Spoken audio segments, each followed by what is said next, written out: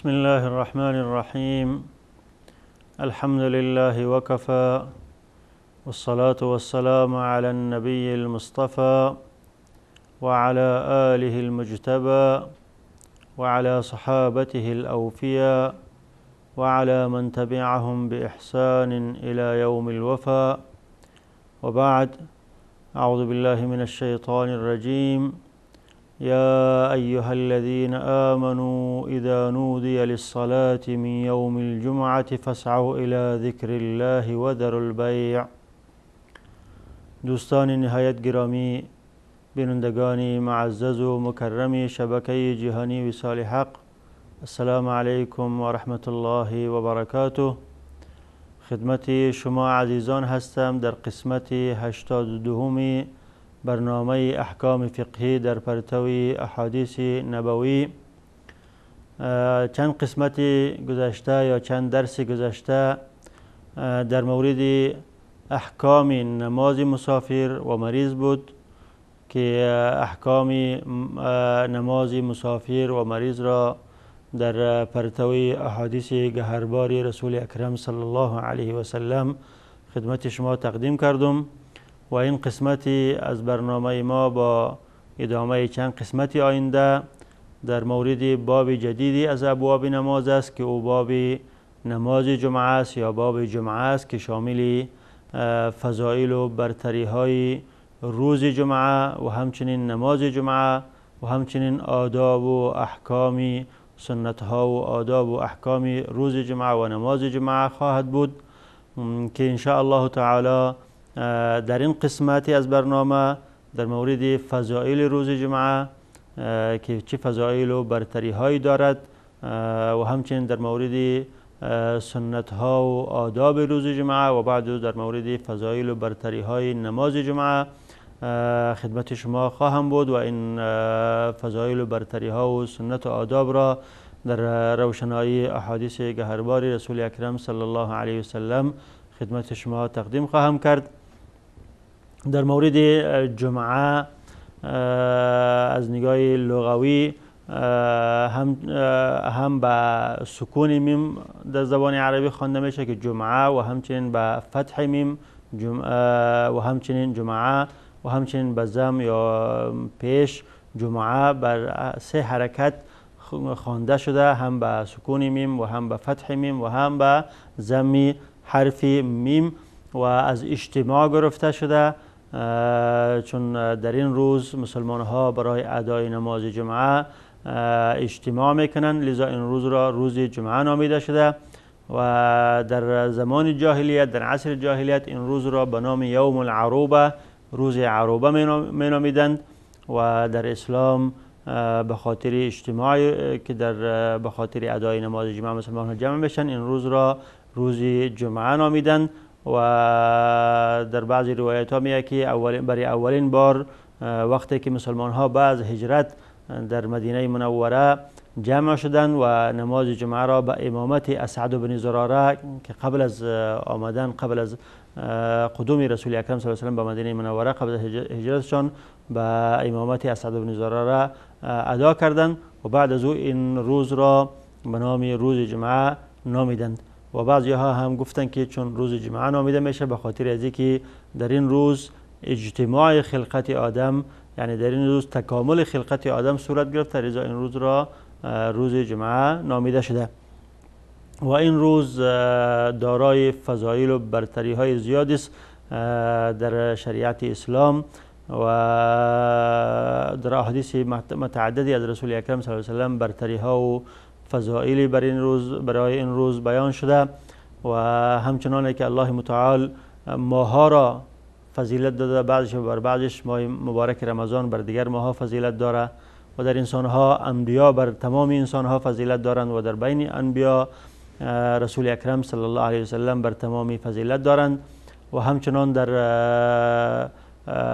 جایها مکه مکرمه، مدینه منوره بر دیگر جایها فضیلت دارند و همچنین در روزها هم روز جمعه بر دیگر روزها فضیلت داده شده و این روز را در احادیث رسول اکرم صلی الله علیه و سلم به نام خیر الایام یا بهترین روزها نامیده شده و همچنین در احادیث دیگری سید الانام، سید الایام سرور تمام روزها، سرور دیگر روزها و روزی با شکوه نامیده شده. و همچنین این روز به نام روز عید اسبوعی، روز عید هفته مسلمان ها نامیده شده و در این روز ساعتی قرار داده شده، یک وقتی قرار داده شده که ساعت استجابت دعاست. و این روز روزی است که در این روز الله متعال در جنت تجلی میکنه برای مسلمان ها و خود را نشان میدهد و مسلمان هایی که در جنت هستند در این روز مشرف به دیدار الله متعال میگردند. و این روز روزی است که کسی که در این روز وفات میکنه یه علامه حسن خاتمه از اوست و از فتنه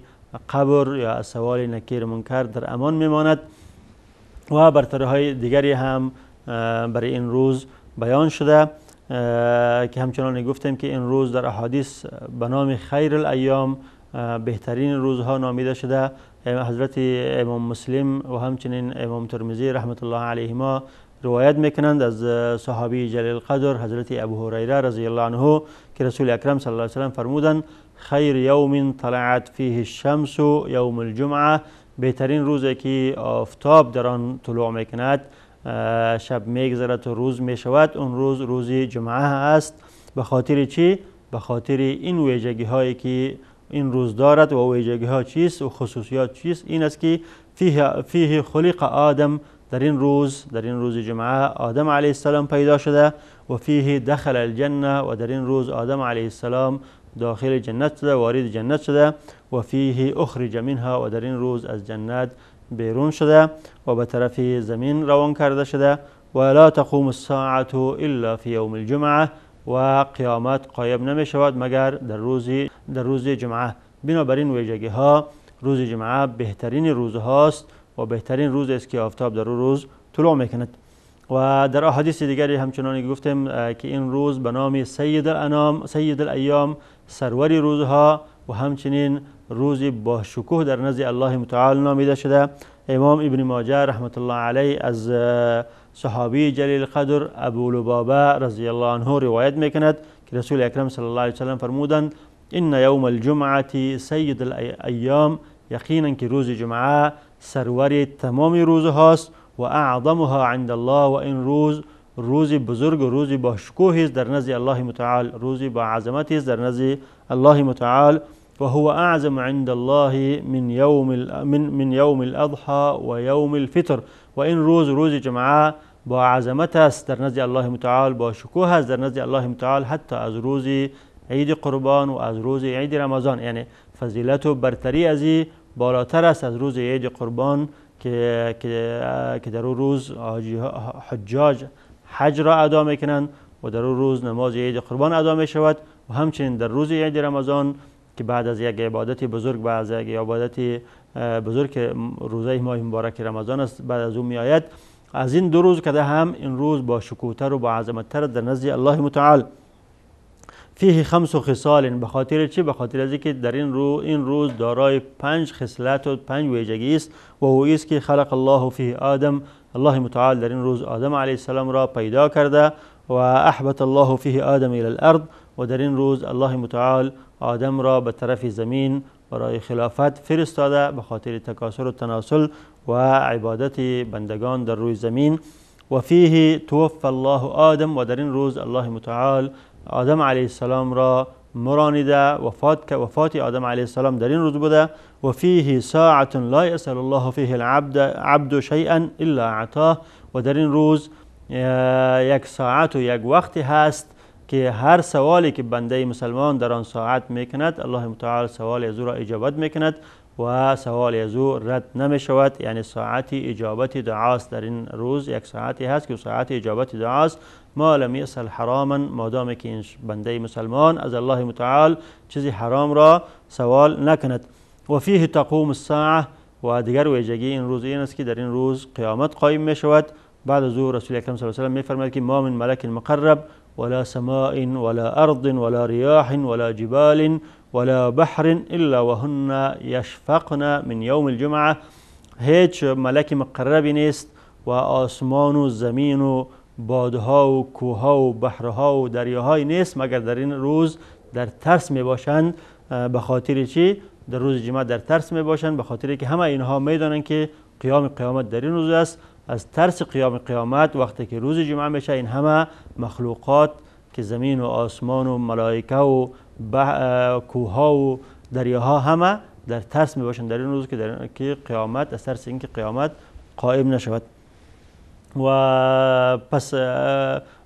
شکوه و عظمت این روز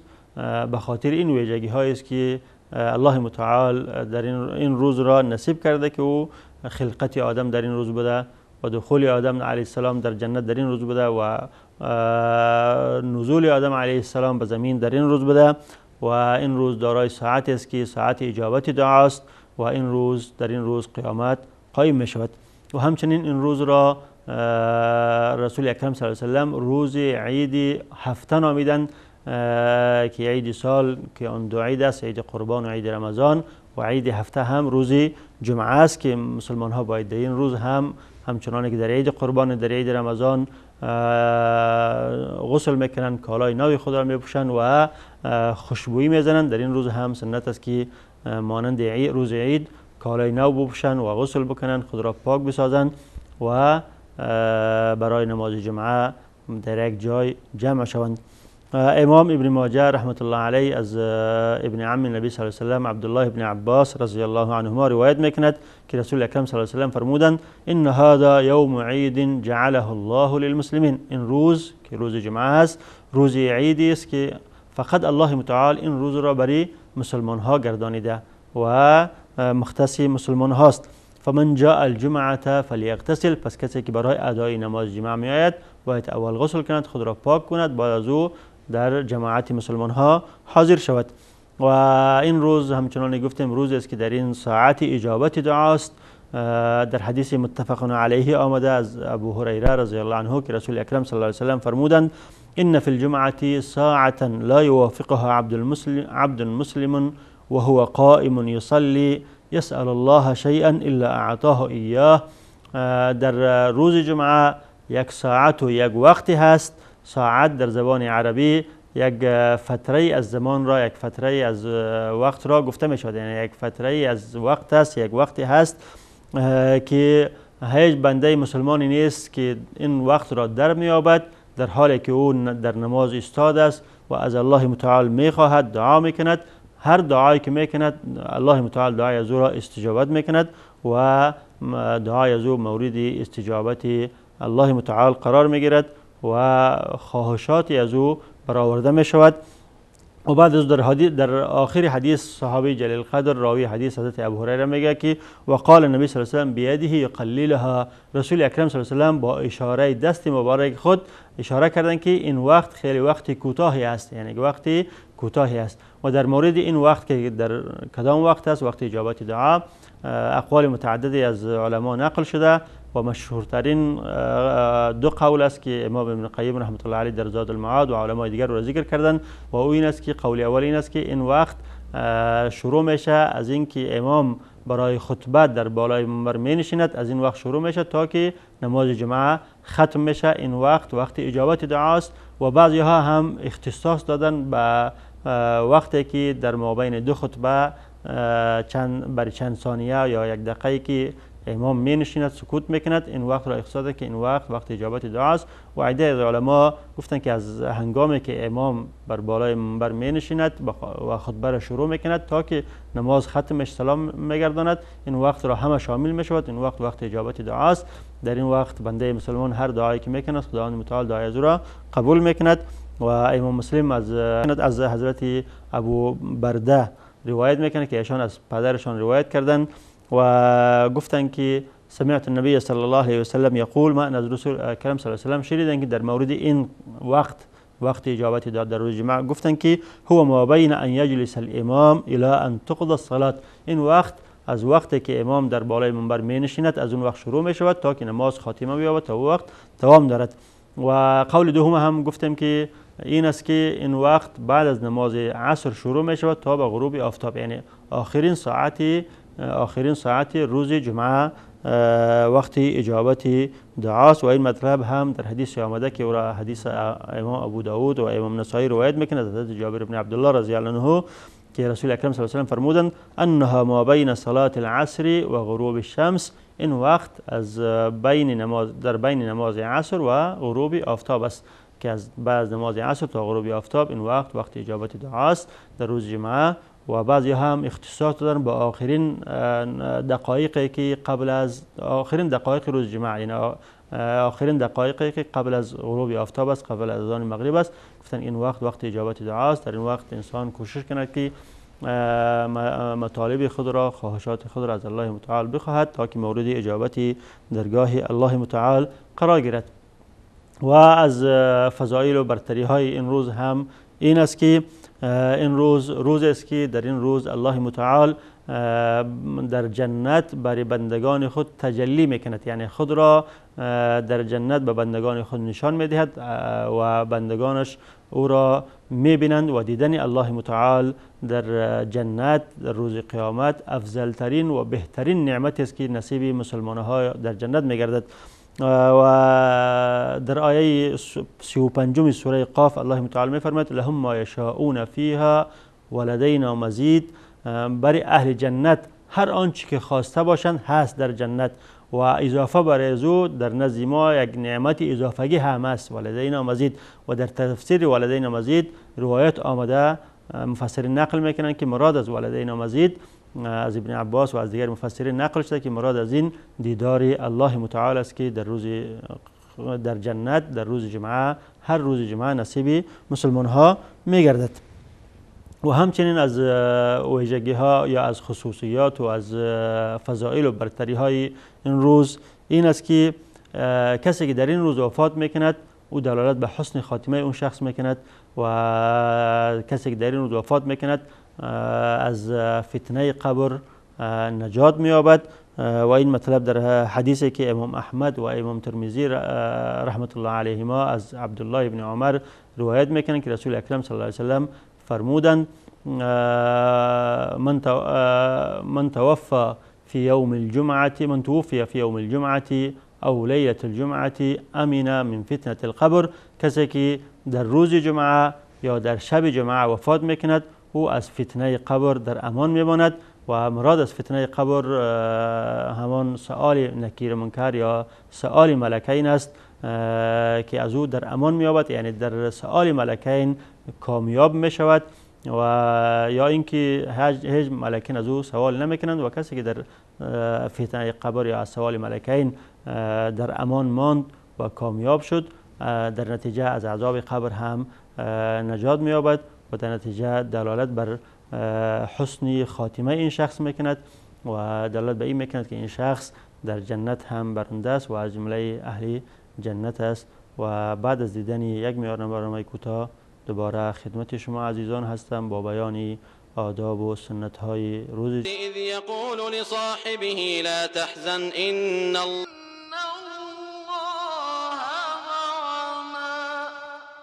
اگر پیامبر را یاری نکنید در حقیقت الله او را یاری کرد. آنگاه که کافران در حالی که یکی از دو تن بود از مکه بیرونش کردند، هنگامی که آن دو یعنی رسول الله و ابوبکر صدیق در غار بودند. آنگاه که پیامبر خطاب به رفیقش ابوبکر می فرمود اندوهگین مباش، بیگمان الله با ماست. درود و سلام بر ابوبکر صدیق یار رسول الله صلی الله علیه و آله و سلم در سفر سرنوشت ساز هجرت. بسم الله الرحمن الرحیم. با سلام مجدد خدمت شما عزیزان هستم. در مورد روز جمعه که گفتیم این روزی با شکوه و با عظمت است که دارای فضائل و برتری ها و ویژگی ها و خصوصیات زیادی است که در احادیث متعددی از رسول اکرم صلی الله علیه و سلم بیان شده. و این روز با عظمت و با شکوه دارای آداب و سنن است که بنده مسلمان در این روز باید این آداب و سنن را مراعات کند و به جا آرد. از جمله این آداب و سنت ها این است که اولا غسل کردن و خود را پاک کردن که سنت است که انسان مسلمان در روز جمعه غسل بکند و خود را از پاک بسازد و این مطلب در احادیث از رسول اکرم صلی الله علیه و سلم بیان شده. از جمله حدیث است که امام بخاری رحمت الله علیه از ابو سعید خدری رضی الله عنه روایت میکند که رسول اکرم صلی الله علیه و سلم فرمودند اذا جاء احدكم الجمعه فليغتسل، وقتی که یکی از شما برای ادای نماز جمعه می آید قبل از آمدن برای ادای نماز جمعه باید غسل بکند. و در روایت دیگری هم در صحیح بخاری آمده که رسول اکرم صلی الله علیه و سلم فرمودند غسل الجمعه واجب علی کل محتلم، غسل کردن روز جمعه واجب است بر بالای هر شخصی بالغ. لذا بنابراین احادیث و احادیث دیگر بعضی علما قولشان این است که غسل کردن در روز جمعه واجب است، اما جمهور علما قول به سنیت غسل کردن در روز جمعه دارند، گفتند که غسل کردن در روز جمعه سنت است و جمله آداب روز جمعه است و سنت هایی است که در روز جمعه باید به جا آورده شود. و در مورد فضیلت غسل کردن در روز جمعه حدیث دیگری هم آمده که امام مسلم او را از حضرت ابو هریره روایت میکند که رسول اکرم صلی الله علیه و سلم فرمودند من اغتسل ثم اتى الجمعه فصلى ما قدر له، کسی که غسل بکند و بعد از او بیاید به مسجد برای ادای نماز جمعه و آنچه که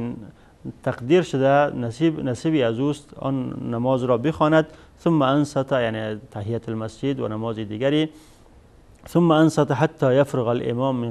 من خطبته و بعد از او به خطبه امام تا به آخر گوش بکند، ثم صلی معه و بعد از او نماز جمعه را با امام بخواند. نتیجه چی است؟ نتیجه این است که غفر له ما بینه و بین الجمعه الاخرى و فضل 3 ایام، گناهی که در بین این دو جمعه کرده این بخشیده می شود، علاوه بر این گناه های 3 روز دیگری از او هم بخشیده می شود که در بین دو جمعه 7 روز است، علاوه بر او 3 روز دیگر یعنی گناه های 10 روزی از او بخشیده می شود که البته مراد از این گناه های صغیره است نه گناه کبیره.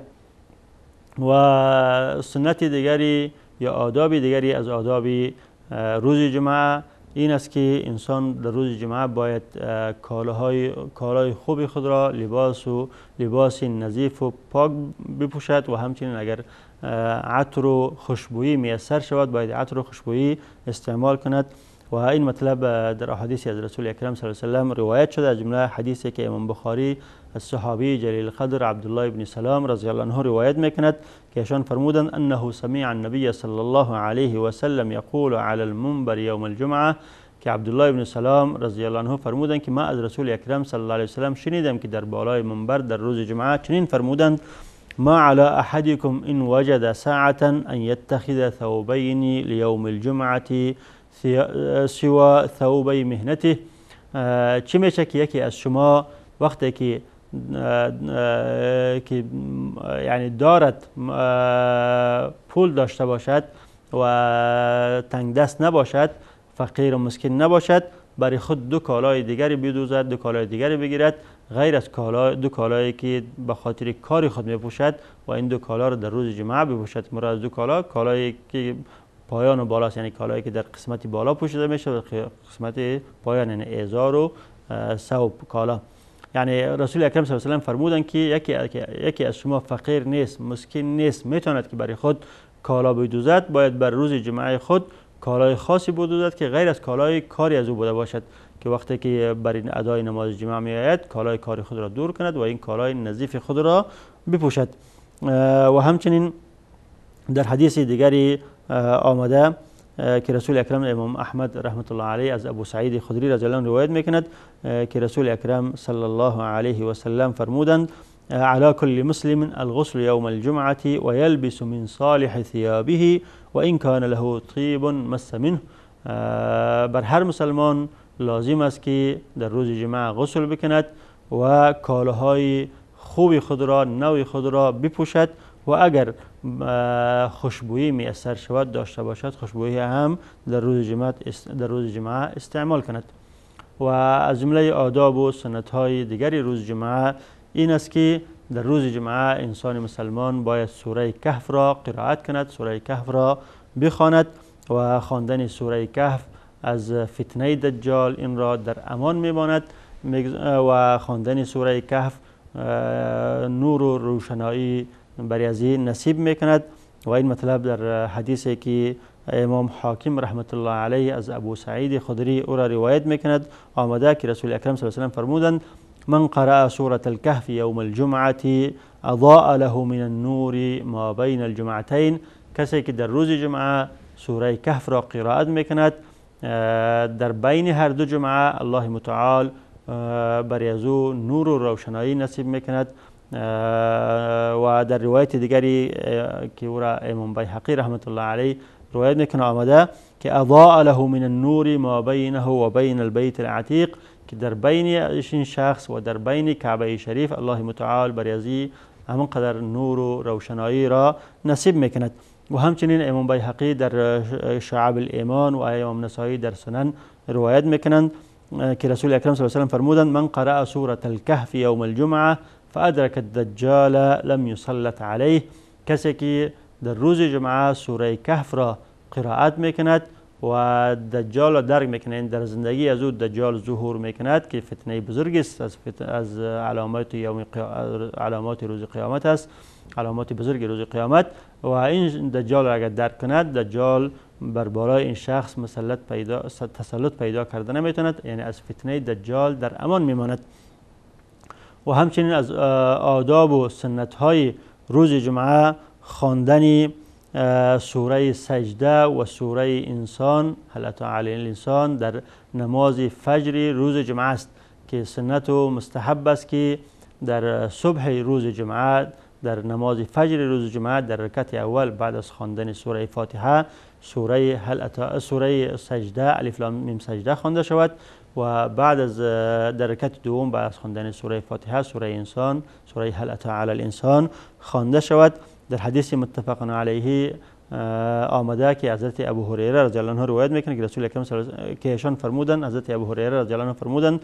کان رسول الله صلی الله علیه و سلم یقرأ فی صلاة الفجر یوم الجمعه الف لام میم تنزیل السجده و هل اتی علی الانسان، که رسول اکرم صلی الله علیه و سلم در نماز فجر روز جمعه این دو سوره را میخواندند، سوره الف لام میم تنزیل که سوره سجده نامیده می شود و سوره هل اتی علی الانسان که سوره انسان نامیده می شود. و در روایت تبری آمده، امام تبری رحمت الله علیه از ابن عباس این حدیث را روایت میکند و آخر حضرت ابن عباس میفرمایند که و کان یدیم علی ذلک، رسول اکرم صلی الله علیه و سلم با این کار خود مداوم میکردن، همیشه این کار را میکردن در اکثر اوقات،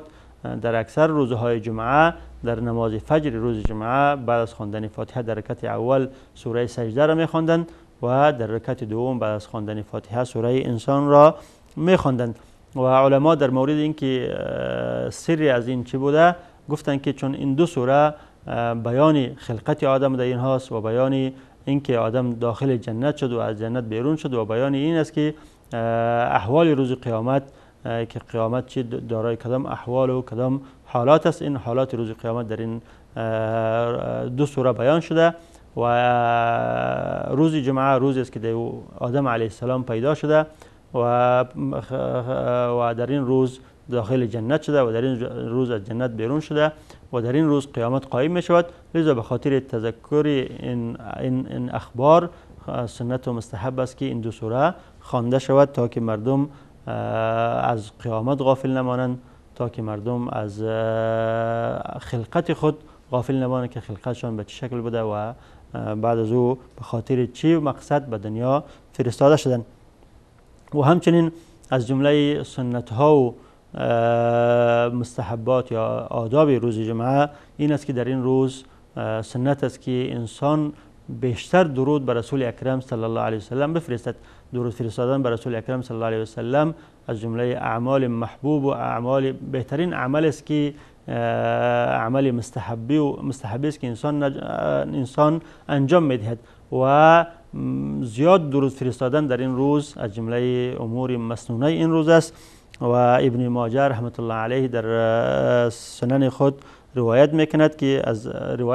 حضرت ابو لبابه رضی الله عنه فرمودند که رسول اکرم صلی الله علیه و سلم فرمودند اکثروا علی من الصلاة فی کل یوم الجمعه، هر روز جمعه بر من زیاد درود بفرستید. فإن صلاة امتی تعرض علی فی کل یوم جمعه، درود امت من هر روز جمعه بر من عرضه می گردد، بر من پیش می شود. فمن کان اکثرهم علی صلاة کان اقربهم منی منزلة، هر کسی که بر من زیاد درود بفرستد همه قدر در روز قیامت منزلت و مقامی از او به من نزدیکتر می باشد. پس الله متعال برای ما و شما توفیق عنایت فرماید که این آداب و این احکام و این سنت ها را در خود تطبیق کنیم و در روزهای جمعه از این آداب و از این سنت ها غافل نباشیم و خاصتا درود بر رسول اکرم صلی الله علیه و سلم و خواندن سوره کهف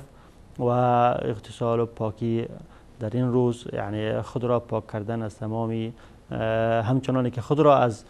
ظاهر خود را، کالای خود را پاک میکنیم، باطن خود را هم پاک کنیم تا که رضای الله متعال و جنت الله متعال و قربت به رسول اکرم صلی الله علیه و سلم و شفاعت ایشان نصیب ما گردد. و در اینجا وقتی برنامه ما با پایان میرسد. تا با دیدار آینده به شما خداحافظی میکنم. السلام علیکم و رحمت الله و برکاته.